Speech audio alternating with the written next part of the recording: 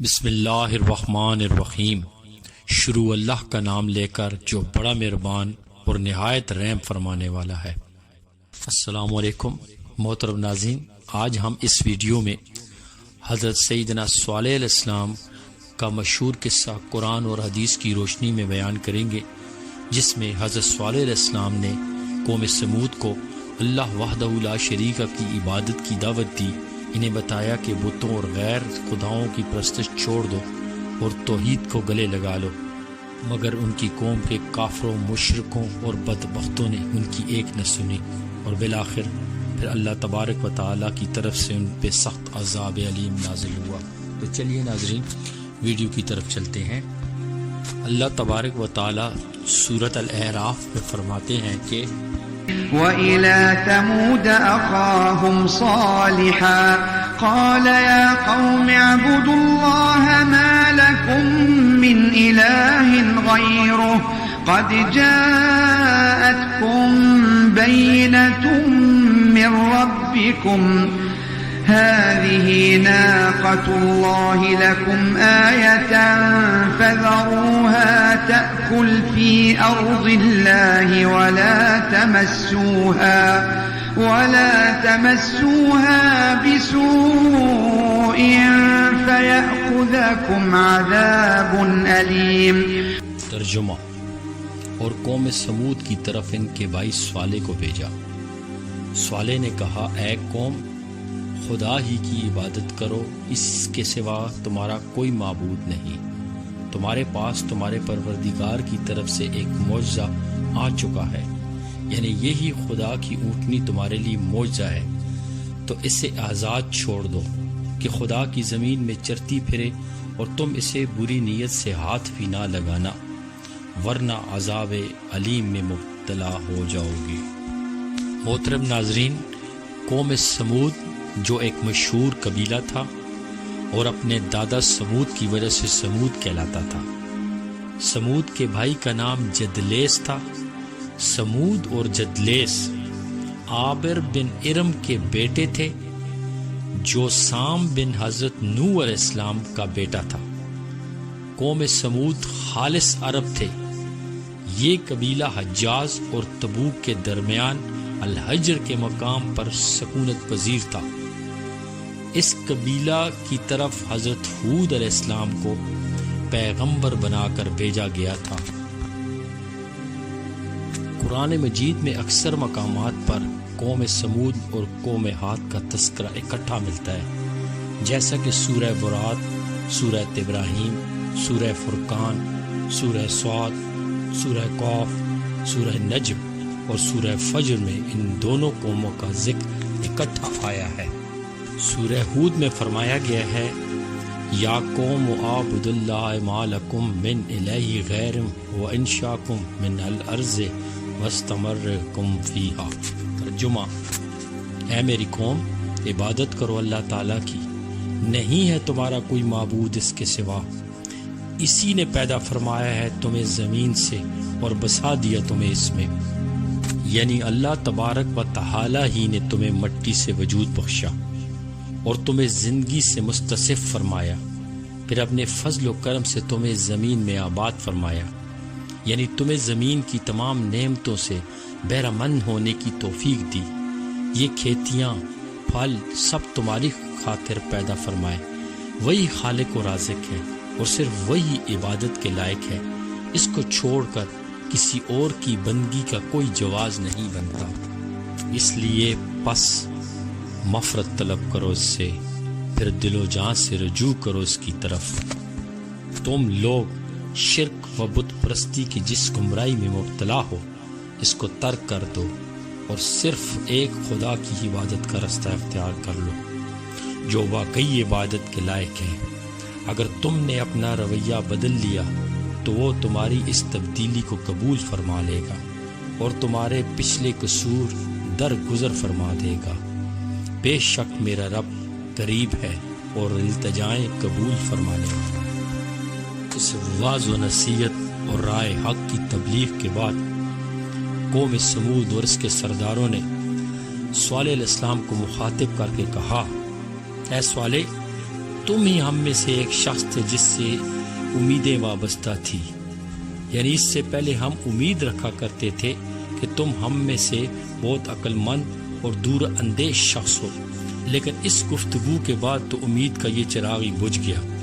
تو ہمیں صرف ایک خدا کی عبادت کی دعوت دیتا ہے اور کہتا ہے کہ ہم اس کی خدائی میں شریک اپنے معبودوں کو چھوڑ دیں اور اپنے آباء و اجداد کے دین کی اطاعت و فرمانبرداری ترک کر کے تیرے پیچھے ہو چلیں۔ حضرت صالح علیہ السلام نے قوم کو مخاطب کر کے کہا کہ تم کیا کہتے ہو کہ میں تمہیں اللہ وحدہ لا شریک کی عبادت کی دعوت نہ دوں؟ ذرا یہ تو بتاؤ، اگر میں بھی اس فریضے میں کوتاہی برتوں تو پھر تمہیں خدا کے عذاب سے کون نجات دلائے گا؟ کون تمہاری ہدایت کی کوشش کرے گا؟ مجھ سے یہ نہیں ہو سکتا کہ میں دعوت و ارشاد کا فریضہ ترک کر دوں۔ یہ فریضہ مجھ پر اللہ کی طرف سے لازم ہے۔ اگر میں کار خیر میں سستی کروں گا تو کیا تم میں سے کوئی ایسا ہے جو مجھے خدا کی پکڑ سے چھڑا لے اور اس ذات کے خلاف میری مدد کر سکے؟ تو جب تک میرے جسم میں جان ہے تمہیں حق کی دعوت دیتا رہوں گا، جب تک کہ اللہ کوئی فیصلہ صادر نہیں فرما دے۔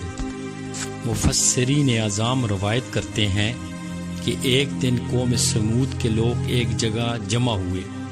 حضرت صالح علیہ السلام بھی ان کے پاس تشریف لے گئے، انہیں اللہ کی طرف بلایا، انہیں نصیحت کی، آنے والے عذاب سے ڈرایا اور ہر طریقے سے سمجھانے کی کوشش کی۔ کافروں نے آپ سے معجزہ طلب کیا اور کہا ہم ایمان لانے کے لیے تیار ہیں، بشرطے کہ آپ سامنے کی اس چٹان سے اونٹنی پیدا کر دیں، اور اونٹنی ہو بھی فلاں رنگ کی، بھاری بھی کم۔ انہوں نے اونٹنی کا حلیہ، اس کی قد و قامت اور اس کے بہت سارے دوسرے اوصاف گنوائے، یعنی وہ حاملہ ہو، لمبی ہو اور اس میں فلاں فلاں خوبیاں ہوں۔ حضرت صالح علیہ السلام نے فرمایا اگر میں تمہارا یہ مطالبہ پورا کر دوں اور اس چٹان سے ٹھیک اسی طرح کی اونٹنی نکال دوں تو تم میرا کہنا مان لو گے اور میری رسالت اور پیغام کی تصدیق کر لو گے؟ سب نے کہا ہاں، ہم اس کے بعد آپ کے ہاتھ پر بیعت کر لیں گے اور تمام مخالفتیں ختم کر دیں گے۔ آپ نے ان سے پختہ عہد و میثاق لے لیا۔ اس کے بعد آپ مجلس سے اٹھے، عبادت گاہ کی طرف تشریف لے گئے، اللہ تعالیٰ کے حضور سر بسجدہ سجود ہوئے اور عبادت بجا لائے، پھر دعا کی کہ رب ذوالجلال ان کے مطالبے کو پورا فرما دے۔ اللہ تعالیٰ نے اس چٹان کو حکم دیا ایک ایسی طویل حاملہ اونٹنی برآمد کرے جس قسم کی اونٹنی کا وہ مطالبہ کر رہے ہیں۔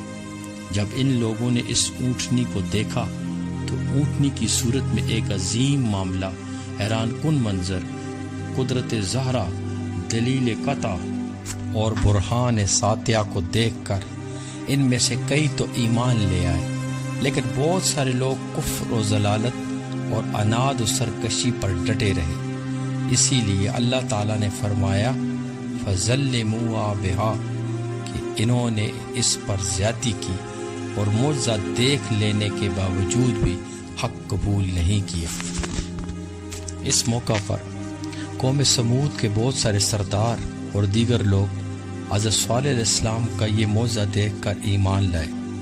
حضرت صالح علیہ السلام نے فرمایا یہ اللہ تعالیٰ کی اونٹنی ہے۔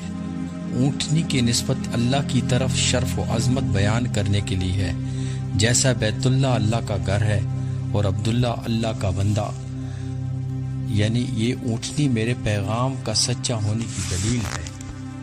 پس چھوڑ دو اسے، کھاتی پھرے اللہ تعالیٰ کی زمین میں، اور نہ ہاتھ لگاؤ اس سے برائی سے، ورنہ پکڑ لے گا تمہیں عذاب بہت جلد۔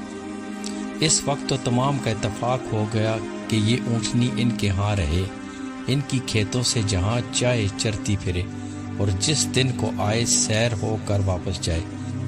یہ اونٹنی جس دن پانی پینے کے لیے آتی تو کنویں کا سارا پانی پی جاتی۔ لوگ اپنی ضرورت کو دوسرے دن پر اٹھا رکھتے ہیں، اور یہ بھی کہا جاتا ہے کہ اس دن وہ دودھ پی کر بھی گزارا کرتے، انہیں پینے کو پانی نہ ملتا، اس لیے حضرت صالح علیہ السلام نے فرمایا تھا ایک دن اس کے پانی پینے کی باری اور ایک مقرر دن تمہاری باری۔ یہ اونٹنی قوم سمود کے لیے ایک امتحان تھی، یعنی یہ ایک امتحان اور آزمائش تھی۔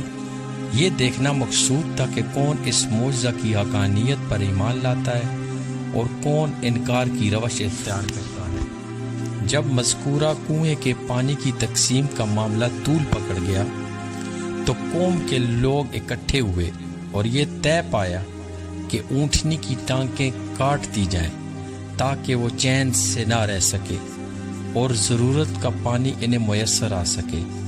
شیطان نے ان کے دلوں میں وسوسہ ڈالا کہ بہت اچھے تم حق پر ہو، کچھ بھی نہیں ہوتا، اس فتنے سے بچو کہ یہی ایک صورت ہے۔ جس بخت اور عقل کے اندھے شخص نے اونٹنی کو قتل کرنے کی حامی بری، وہ ان کا ایک رئیس قدار بن صالح بن جندہ تھا۔ اس کا رنگ گورا اور بال سرخ تھے اور مشہور تھا کہ یہ حرام زادہ ہے، چونکہ صالح کے گھر پیدا ہونے کی وجہ سے صالح کا بیٹا شمار ہوتا تھا۔ دراصل اس کا باپ ایک اور شخص تھا جسے لوگ سیبان کہتے تھے۔ اونٹنی کے قتل تمام لوگوں کی متفقہ رائے سے ہوا، اس لیے اسے تمام کی طرف منسوب کیا گیا ہے۔ ابن جریر طبی اور دیگر علماء مفسرین کا کہنا ہے کہ سمود قبیلے کی 2 عورتوں کا اس میں خصوصی کردار تھا۔ ان میں سے ایک کا نام صدوقہ بتایا جاتا تھا جو مہیہ بن زبیر بن مختار کی بیٹی تھی۔ یہ عورت حسب نسب میں اعلیٰ اور نہایت شیریں مقال تھی۔ صدوقہ کی شادی ایک ایسے شخص سے ہوئی تھی جو بعد میں حضرت صالح علیہ السلام پر ایمان لے آیا تھا اور اسی وجہ سے میاں بیوی کی علیحدگی ہو گئی تھی۔ صدوقہ نے اپنے چچا زاد کو جس کا نام مسرہ بن معراج بن مہیہ تھا بلایا اور اسے کہا کہ اگر تو اونٹنی کی کونچیں کاٹ دے تو میں اپنے آپ کو تیرے حوالے کر دوں گی۔ دوسری عورت کا نام انیزہ تھا جو غنیم بن مجلس کی بیٹی تھی اور ام غنمہ کی کنیت سے مشہور تھی۔ یہ عورت بوڑھی تھی اور بتوں کی پجارن تھی۔ اس کی 4 بیٹیاں تھیں جن کا باپ سردار قبیلہ زواب بن عمرو تھا۔ اس بوڑھی عورت نے قدار بن صالح کو کہا اگر تو یہ مار کر سر کرے تو میری جس بیٹی پر ہاتھ لگے گا وہ تیری ہوگی۔ دونوں جوانوں نے اونٹنی کو قتل کرنے کی حامی بھر لی اور اپنی قوم میں اس کام کے لیے کوشش کرنے لگے۔ اس کام میں انہوں نے 7 اور نوجوانوں کو شریک کر لیا۔ اس طرح ان کی تعداد 9 ہو گئی۔ یہ لوگ قبیلے میں دوڑے پھرے اور انہیں اونٹنی کی کونچیں کاٹنے کے فوائد سے آگاہ کیا۔ قبیلہ کے دوسرے کافروں نے بھی ان کی ہاں میں ہاں ملائی اور ان کی داد و تحسین کی۔ بدماشوں کا یہ گروہ گھاٹ لگا کر بیٹھ گیا، دیکھے کب وہ آتی ہے کہ حملہ کر کے اسے قتل کر ڈالے۔ اونٹنی جب گھاٹ پر پہنچی اور پانی پینے لگی تو مسرا نے تیر مارا اور دوسرے ساتھیوں کو بھی حملہ کرنے کی ترغیب دی۔ قدار بن صلف نے پہل کی اور تلوار لے کر اس پر ٹوٹ پڑا اور اس کی ٹانگیں کاٹ ڈالی۔ اونٹنی کا نوزیدہ بچہ بھاگا اور ایک بلند و بالا پہاڑ کی چوٹی پر چڑھ گیا اور 3 مرتبہ بلبلایا۔ حضرت حسن رحمۃ اللہ علیہ سے سنا اور روایت کیا کہ اس بچے نے پہاڑ پر کھڑے ہو کر انسانوں کی سی زبان میں پوچھا اے میرے رب میری ماں کہاں گئی؟ پھر اس چٹان میں داخل ہو گیا اور نظر نہ آیا۔ اس کے بعد کفر اور سرکشی میں ڈوبی ہوئی قوم سمود نے حضرت صالح علیہ السلام کے قتل کا ارادہ کر لیا اور کہنے لگے کہ دیر نہ کرو، صالح کو بھی اونٹنی کے ساتھ خاک و خون میں ملا دو تاکہ سارے اندیشے جاتے رہیں۔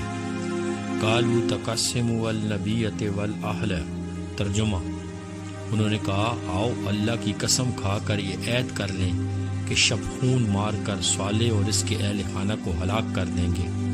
پوری قوم نے مشورہ کیا اور یہ قرارداد متفقہ طور پر منظور ہوئی کہ ہم رات کے اندھیرے میں چپکے سے صالح اور اس کے گھر والوں پر حملہ کر کے انہیں موت کے گھاٹ اتار دیں گے اور سب مل کر اس کے خاندان کو اس کا خون بہا ادا کر دیں گے۔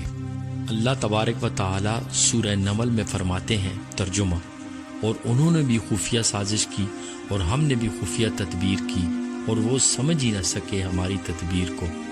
تو خود ہی دیکھ لو کیا ہولناک انجام ہوا ان کے مکر کا، ہم نے برباد کر کے رکھ دیا انہیں اور ان کی ساری قوم کو، بس یہ ان کے گھر ہیں جو اجڑے پڑے ہیں ان کے ظلم کے باعث، بے شک اس میں عبرت ہے اس قوم کے لیے جو جانتی ہے۔ اور ہم نے بچا لیا انہیں جو ایمان لائے تھے اور اپنے رب سے ڈرتے رہے تھے۔ سب سے پہلے اللہ تبارک و تعالیٰ نے ان لوگوں پر آسمان سے پتھر برسائے جنہوں نے حضرت صالح علیہ السلام کے قتل کی سازش کی تھی اور انہیں نیست و نابود کر کے رکھ دیا، لیکن قوم کے باقی لوگ محفوظ رہے۔ جب جمعرات کی صبح کو یہ لوگ بیدار ہوئے جو کہ مہلت کا پہلا دن تھا، تو ان کے چہرے خوف کی وجہ سے زرد ہو گئے تھے، کیونکہ صالح علیہ السلام نے انہیں عذاب خداوندی سے ڈرایا تھا۔ جب یہ دن گزر گیا اور رات ہوئی تو سمودی ایک دوسرے کو آوازیں دینے لگے کہ پہلا دن ختم ہو گیا۔ مہلت کا آخری یعنی ہفتے کا دن طلوع ہوا، مارے خوف کے ان لوگوں کے چہروں پر سیاہی پھیل گئی۔ جب رات ہو گئی تو کہنے لگے تیسرا دن بھی گزر گیا۔ تو اتوار کو صبح سویرے انہوں نے خوشبوئیں لگائی، تیاری کی اور عذاب کے انتظار میں بیٹھ گئے کہ دیکھیں کیا عذاب اور ہلاکت کا نزول ہوتا ہے۔ انہیں کچھ اندازہ ہی نہیں تھا کہ ان کے ساتھ کیا ہونے والا ہے، اور نہ وہ جانتے تھے کہ عذاب کس طرف سے آئے گا۔ جب سورج چمکنے لگا تو انہیں آسمان سے ایک چیخ نے آ لیا، زمین زلزلے کے جھٹکوں سے لرز اٹھی، جسموں سے روحیں پرواز کرنے لگی اور زندگی موت کے گھاٹ اترنے لگی۔ ساری چہل پہل ناپید ہوتی چلی گئی، ایک سناٹا سا چھا گیا اور غفلت کے پردے ہٹتے چلے گئے۔ تھوڑی ہی دیر میں سب کے سب کافر نیست و نابود گھٹنوں کے بل ہو کر رہ گئے۔ کل تک جو کفر و عناد سے اکڑ کر چلتے تھے، آج مردہ جسم تھے جن میں نہ کوئی حرکت تھی نہ روح۔ لوگ کہتے ہیں کہ سمود کی قوم کا ایک فرد بھی باقی نہ بچ سکا۔ اس طرح قوم سمود اللہ تبارک و تعالیٰ اور اس کے رسول کی نافرمانی اور حکم عدولی کی پاداش میں اپنے انجام کو پہنچی۔